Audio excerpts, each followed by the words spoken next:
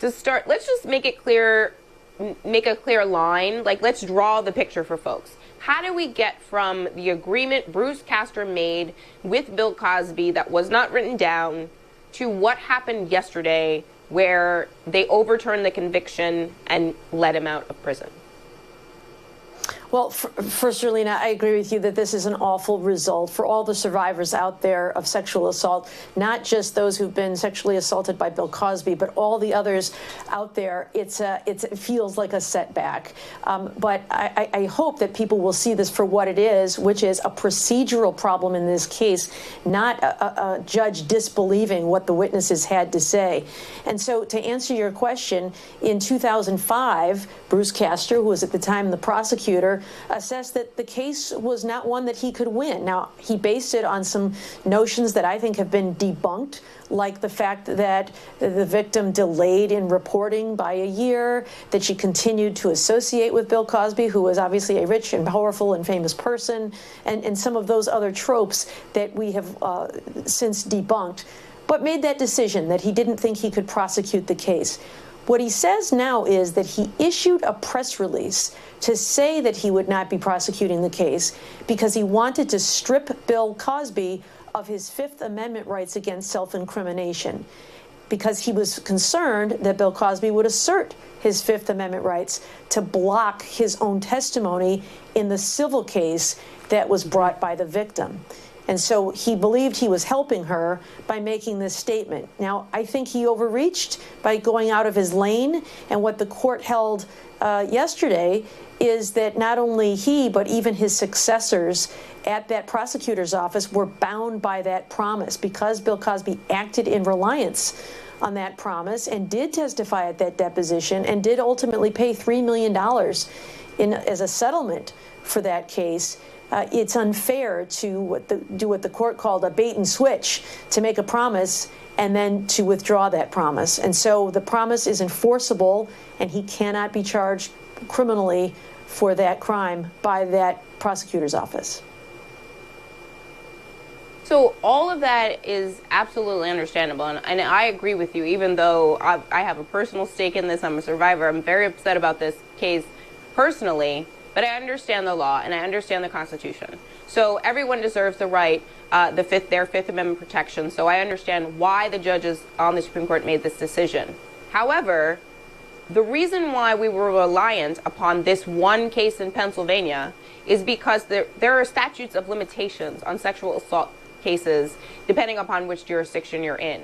So in your view, is that one of the areas where we need policy and legal changes to this area of the law, so that the 60 women that came forward, 60 plus women that came forward alleging sexual assault against Bill Cosby, can actually have a day in court? Because while Bill Cosby's due process rights are absolutely important to protect, they don't have any ability to come forward and get their day in court as well.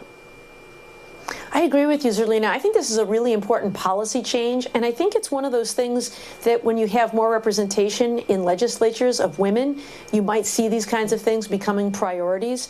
And having a longer statute of limitations, I think, is particularly important in the arena of sexual assault. And that's because it is a tendency of people to delay in reporting because of the victim shaming that goes on, because of the intimidation that goes on by assailants, because of the fact that sometimes powerful people, powerful men, abuse their positions of authority to make it difficult for people to come forward. So we are seeing changes in the law, mostly relating to victims who are juveniles at the time that they are assaulted, giving them time to bring forward these kinds of claims, understanding that as children, they're particularly vulnerable to these kinds of attacks and might be extremely reluctant to report. But I think anyone who is a victim of sexual assault should be afforded that same benefit of having time to report one of these sexual assaults. One of the things you also talk about in your op-ed is due process mattering even for monstrous crimes. But how do we sort of balance that? You know, the scale of justice is that the woman with the scales. So how do we balance that priority with, you know, the idea that we don't want so many of these women testifying in the trial, because those bad acts being introduced will prejudice the jury against the defendant. I mean, that came up a lot in this case, in the first trial and in the second trial. How can that, is that a policy change? How do we get to a place where judges can say, no, 10 women over here with the same story is relevant and not necessarily unjustly prejudicial? The Supreme Court in this case never reached that question. They reached their decision on the basis of this promise and thought it was necessary to enforce it, and so that ended the matter. But I was encouraged by the finding of the trial court in this case, and even the intermediate appellate court, that said it was proper to allow those other women to testify, even though they hadn't been charged. He hadn't been charged with sexual assaults of those particular women. The evidence was admissible not to show that he has a propensity to engage in this kind of crime, but to show that this was his MO, that he would use some sort of drug to incapacitate women and then engage in non-consensual sexual activities. And so because that was the MO that was used in this case, that evidence was relevant. That is a rule of evidence under the rules of evidence, 404B, prior bad acts, that can be introduced for that limited purpose. And so it's a matter of discretion for judges. They have to balance those things, as you talked about, the scales of justice. There is some prejudice that is caused by that, but is it substantially more prejudicial than it is probative? And in this case, the court found that was not met, and so he did allow it to come in, and I think it was part of what helped this jury find Bill Cosby guilty. Hi, I'm Zerlina Maxwell. Thanks for checking out our channel on YouTube. You can see more from Zerlina by clicking any of the videos on this screen, and make sure you subscribe below to stay up to date on the day's biggest stories. Thanks for watching.